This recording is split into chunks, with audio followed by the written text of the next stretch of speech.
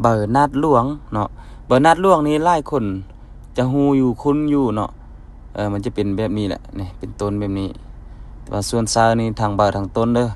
เบอร์นี่เอาไปต้มตากแห้งแล้วต้มเนาะทางต้นหรือว่าเบอร์มันจะแก้เรื่องอันไข้หวัดเนาะต้มกินแก้ไข้หวัดแก้วินเวียนแก้พกฟกซ้ำเนาะ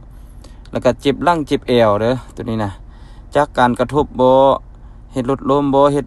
ไม่มีการกระทบที่ว่ามันเจ็บมันฟกมันซ้ำนะห่มเลยตัวนี้นะเอามาต้มทางเบอร์นะทางเบอร์ทางการวันนี้ก็ห่มเอามันจะแก้ซ้ำไหนแก้ฟกแก้ซ้ำแล้วก็ดีวินเวียนแก้เจ็บหลังเจ็บเอวเนาะดีเจ็บหลังเจ็บเอวเบอร์นาดล่วงนี่นะจื้อเด้อพี่น้องนี่ตัวนี้เอาแต่เบอร์มันตากแห้งแล้วก็ต้มกินเนาะแก้วินเวียนแก้เจ็บหลังเจ็บเอวเนาะเคยเห็นอยู่บ่พี่น้องจื้อบ่เด้อส่วนซ้ายของมันนี่ทางหากทางเบอร์เลยทางหากทางเบอร์ต้มอาบบ่ต้มอันห่มยานี่นะมันดีที่สุดตัวนี้นะ